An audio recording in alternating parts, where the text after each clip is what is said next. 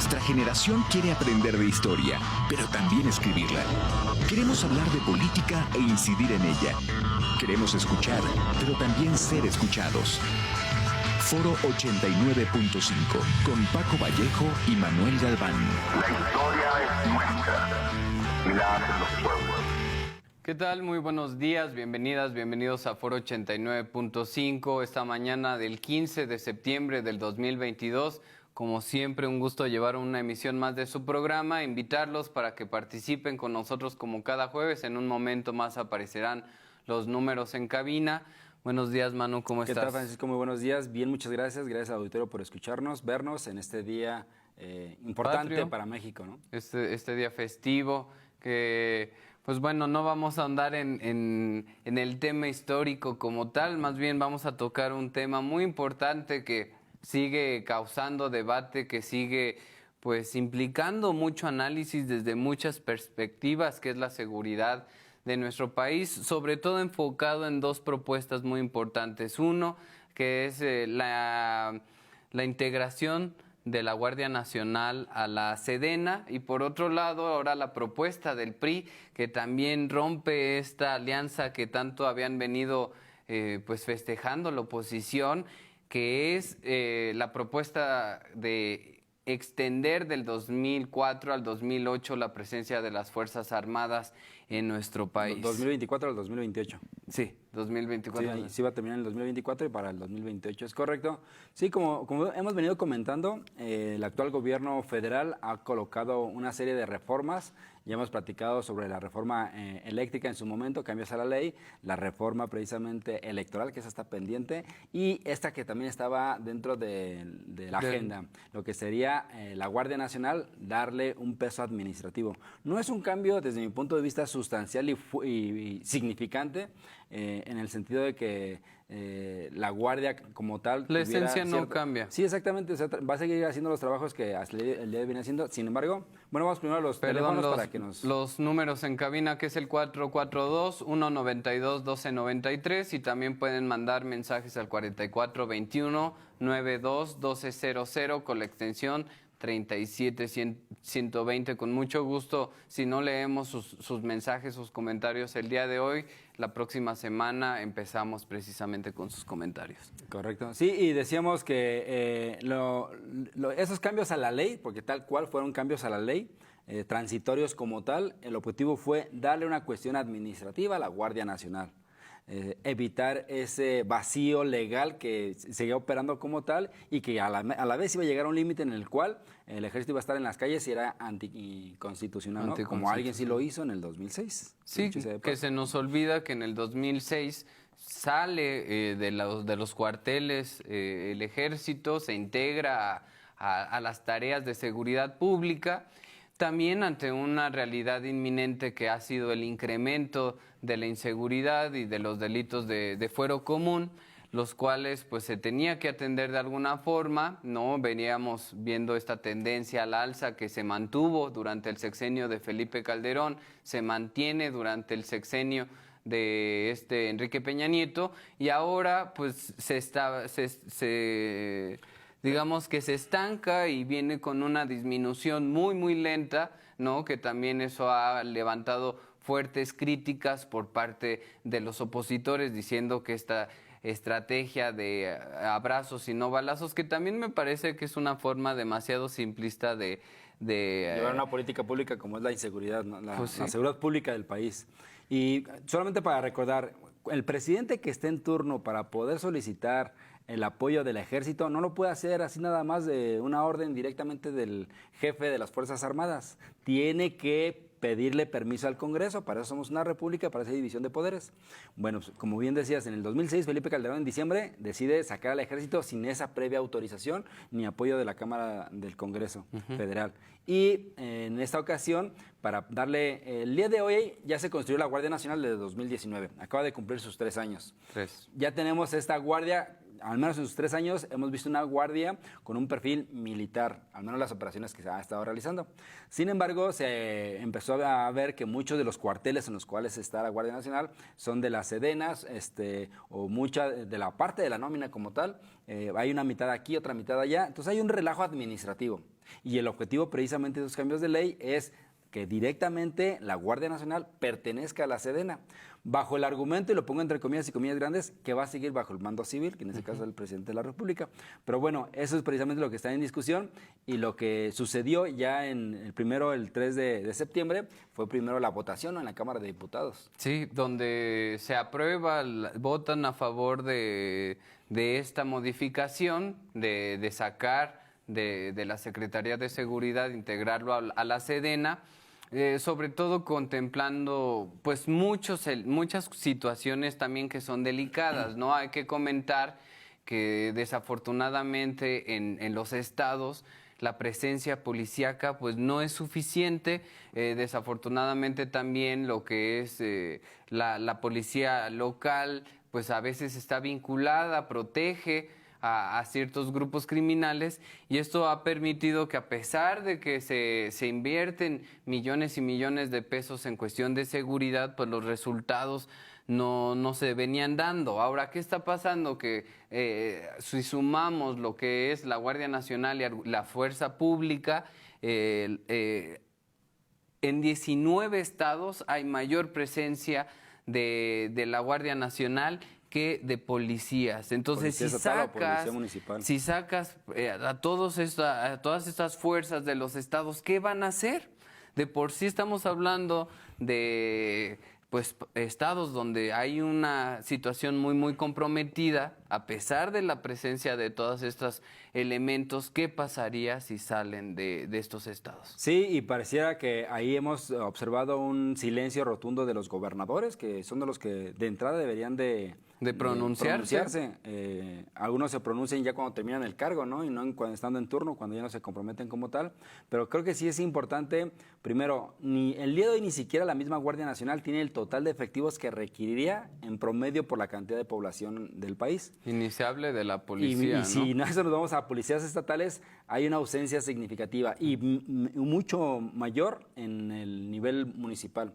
Y como bien dices, tristemente, a pesar de que hayan estado bajo mandos civiles, tristemente estas policías han jugado un papel de contubernio con crimen organizado. El claro ejemplo es Ayotzinapa, donde tuvo presencia de policías municipales, policías estatales, y también, vale la pena decir, del mismo ejército como tal, según el último reporte. Y ahora también hace poco recuerdo el caso de los jesuitas que fueron también asesinados en Chihuahua.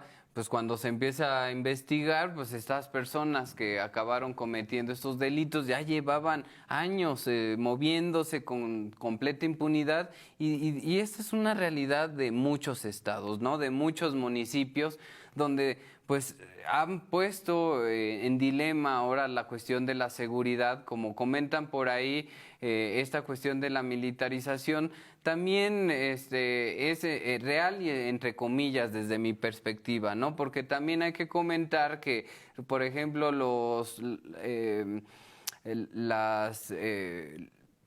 las críticas que ha hecho, por ejemplo, los derechos humanos, o las quejas, es la palabra que estaba buscando, las quejas sobre los derechos humanos ante la presencia tan fuerte de la Guardia Nacional y en general de las Fuerzas Armadas de nuestro país, no han incrementado tanto, digamos, con la presencia como se había dado en sexenios como el de Felipe Calderón y el de Peña Nieto, donde prácticamente las Fuerzas Armadas estaban ahí para acribillar a los criminales, ¿no? Que también esa es una política que choca con esta de los abrazos tan comentados, que también creo que no es el camino, ¿no? No se trata de ir y destruir a través de las armas a todas estas personas que desafortunadamente se han visto abrazadas por el crimen organizado. Y que el Estado les ha fallado, ¿no? Y que el Estado falló. O sea, el hecho de que tantos jóvenes se hayan estado sumando al crimen organizado también hablaba de esta ausencia, esta ausencia de una presencia fuerte que ayude a generar pues posibilidades, que incremente las posibilidades de educación, de tener una salud digna, de tener un trabajo también digno, etcétera. Entonces, estos son elementos que ahora están pues todos en la mesa, ¿no? Que es como complicado, y ahora qué hacer. Incluso los partidos ahora empiezan a demostrar que cada quien puede tomar diferentes decisiones. Sí, es correcto. Y aquí nada más para sumarle a esto que comentas, el día de hoy la institución del Ejército como la Guardia Nacional tiene números de aceptabilidad significativos para la población La aprobación mexicana. que tienen Entonces, es estamos alta. hablando arriba del 60% para la Guardia Nacional y un 70% directamente para la Sedena, ¿no? Que es la institución de mayor confianza. Y también reconocimiento tanto a nivel nacional como internacional. Sí tiene sus elementos, sí tienen sus matices, vale la pena también mencionarlo. Sí. Sin embargo, son instituciones que tienen un respaldo como tal. Ahora, ¿qué fue lo que pasó directamente ya en el Congreso? Entonces, el 3 de septiembre en la Cámara de Diputados hubo una primera votación, más bien la votación directamente en la Cámara Baja, que usualmente así le llaman, en la cual con 451 votos a favor fue aprobada esta ley para que se anexe directamente la Guardia Nacional, deja de estar directamente en la cuestión administrativa de la Secretaría de Seguridad. Vamos a entender claramente cuál es la diferencia entre estar en la Secretaría de Seguridad Pública y estar directamente en la Sedena, ¿no? Creo que para funcionalidad de una república libre y soberana, lo ideal es que la república directamente o el Poder Ejecutivo tenga el apoyo directo de una policía federal. Y eso se llamó, ahora para México, en este proyecto de la 4T, la Guardia Nacional. Y todos los países independientes y republicanos constan de su respectiva policía. El problema es que ahora esta policía civil, que está bajo las órdenes de una secretaría, que es colocada directamente por el presidente en turno, pasa directamente a cuestiones administrativas bajo el ala del ejército, tal cual, y sería directamente de la Sedena. ¿Qué implica que esté bajo una institución militar lo que quedaba de la policía civil? Es que estamos hablando de la misma preparación. Tiene un enfoque militar, ¿no? A pesar de que Más se esté hablando como una cuestión ya de tener cursos de derechos humanos, todas estas cuestiones, al final de cuentas sí tiene una preparación castrense que muchas veces pues puede ser mal utilizada en un evento de menor importancia. De que solamente es de aproximación ciudadana, y en lugar de tener aproximación ciudadana, lo que haces es, tú llegas directamente con el fusil. Ahora, la cuestión es a quién se están enfrentando también las fuerzas de seguridad y las fuerzas militares. ¿Y con qué armamento? ¿Con qué armamento? O sea, también es complicado, sí, ¿no? es una o sea, también me parece crítica. que hay luego las críticas por parte de la oposición pueden también ser muy simplistas, ¿no? Sobre todo contemplando que estuvieron 3 administraciones, por lo menos para mencionar a Fox, Calderón y Enrique Peña Nieto, donde la tendencia fue incrementar todos estos tipos de delitos, y ahora pues vamos a sacar a las Fuerzas Armadas de los estados y a ver qué hacen, ¿no? O sea, yo quisiera saber cuál es la opinión de Sinue, por ejemplo, del estado de Guanajuato, de Marus Campos, donde sabemos que los índices de criminalidad y de asesinados son en estos estados. ¿Qué harían las fuerzas públicas locales una vez que se retiren, ¿no? Sí, por lo tanto, la realidad es que aquí hubo un personaje importante. Vale la pena mencionar que el presidente del PRI, Alejandro Moreno, conocido como Alito, jugó un papel relevante de pasar a ser la oveja negra de la política nacional. Increíble. En segundo se convirtió en la oveja blanca que hizo el puente y que realmente realineó los planetas. ¿Y qué pasó para Morena y para el presidente de la República? Terminó diciendo y declarando que mientras hubiera una ley, todo está bien. Ahora sí, como que haya sido como haya sido, finalmente tenemos una ley. Y eso nos llevó a que el 3 de septiembre en la Cámara de Diputados, decíamos, 451 votos a favor, se aprueba para que haya esta anexión de la Guardia Nacional, que tenía perfil civil, mande directamente a tener órdenes y ser tanto operativas como administrativas. En pocas palabras, la nómina ya se va a pagar directamente a través de la Sedena. Las órdenes que va a recibir la Guardia Nacional va a ser directamente a través del general. A través del general, ay, se me fue su nombre. Luis Crescencio Sandoval. Y bueno, ahora que comentas esto, está la discusión en el Senado, donde también parece ser que va a ser aprobada. Sí, el 9 de septiembre ya pasó, esta como tal. Ya pasó, ¿verdad? Ahora la cuestión es que lo que está preparando la oposición ahí es que el Poder Judicial sea quien declare inconstitucional esta reforma para ahí trabarla. Sin embargo, necesitan de 50 a 45 votos en el Senado para empezar, los cuales pues parece que se empiezan a desmoronar porque en un momento cuando tenían esta alianza completamente afianzada, PRI, PAN, PRD, por mencionar a estos partidos abiertamente opuestos, pues se empieza a desquebrajar. Sí, ahora con la decisión de Alito Moreno, el cual, como comentabas, que extiende o hace una propuesta para extender la presencia de las Fuerzas Armadas del 2004 al 2008. 2024. Ya van dos veces, 2024 al 2028. Al 2028, y de esta forma, pues de alguna forma sostener la situación actual, porque también no se pueden sacar actualmente. Sí, correcto, y eso nos llevó a que 23 votaciones en contra en la Cámara de Diputados. Después de 14 horas de discusión, finalmente pasó en la Cámara Baja. Y ya el 9, como bien comentabas, el 9 de septiembre, en la Cámara de Senadores, ya se llevó a cabo la votación y pareciera que ahí el PRI de senadores se divide. Unos votan a favor y otros votan en contra. Y termina directamente ya con la aprobación de... Hay 2 abstenciones, que vale la pena mencionar. Aquí una de las abstenciones que hay es directamente de Ricardo Monreal. Entonces, este personaje que estaba titubeando, este personaje que decía que sí, que no con la 4T, creo que este voto queda claro cuál es su posición. Y tan simple como terminar declarando él por su parte de amor y paz, ¿no? Así pues de, sí, no me ensucio las manos. Hacia dónde hacerme, cuando finalmente él se quedó con la Cámara del Senado, con uno de sus aliados, un poblano, que es el nuevo presidente de la Cámara del Senado como tal. Por lo tanto, con 71 votos a favor, se aprobó la ley ya en el Senado y 51 en contra. Esto deja que que la Guardia Nacional ya queda anexada directamente a la Secretaría de Defensa Nacional. Solamente falta que se ratifique. Y seguramente va a ser declarado en estos días por parte de Andrés Manuel López Obrador, que estaba esperando que precisamente junto con el grito de alguna forma se diera. De hecho, se comentó esta noticia. Exactamente, que el día del grito, el día del desfile como tal, ahí hay una presencia importante del ejército, se lleve precisamente este cambio de batuta. Entonces va a haber ahí yo creo que un ritual, un momento importante en el cual haga ese intercambio de mando. Entonces ahorita, por lo tanto, ya hay Guardia Nacional directamente obedeciendo a las órdenes de la Secretaría de Defensa Nacional. Así es. Ahora, ¿qué pasó?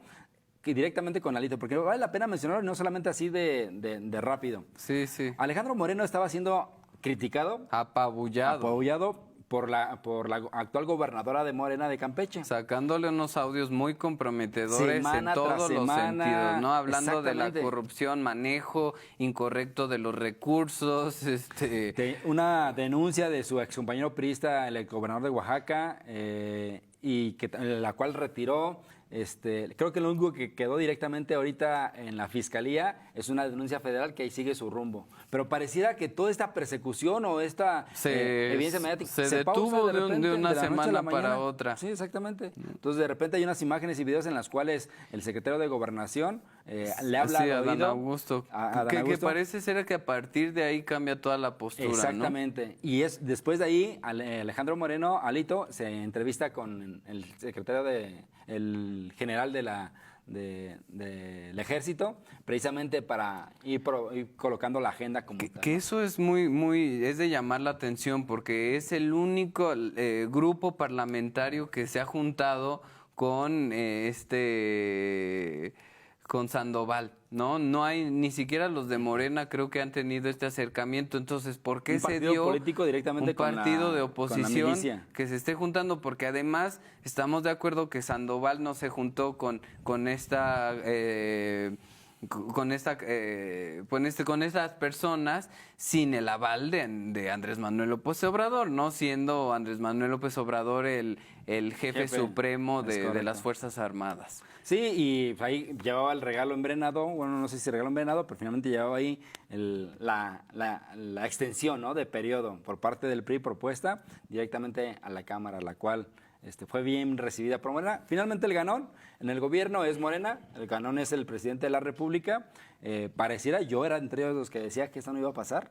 Sin embargo, este movimiento significativo, este enroque de Alito, hace que cambie la agenda. Y ahora nos lleva a preguntarnos qué va a pasar con la Alianza Va por con la México. alianza? Porque pareciera que Alejandro Moreno muy fácil terminó diciendo, a ver, ponemos en pausa primero la moratoria constitucional. Ellos habían declarado que no iban a discutir ninguna ley. Sí. Entonces la ponemos en pausa Que para también así era aprobar. una actitud bastante triste y lamentable, Exactamente, siendo para ellos los representantes. personajes por los cuales se votó para que estuvieran ahí discutiendo este tipo de temas, ¿no? Entonces, esa moratoria, la verdad es que era No tenía un ningún absurdo, sentido, sí, ¿no? ni mediáticamente. Sí. Y luego a eso le sumamos que también dicen, ponemos en pausa la Alianza Va por México.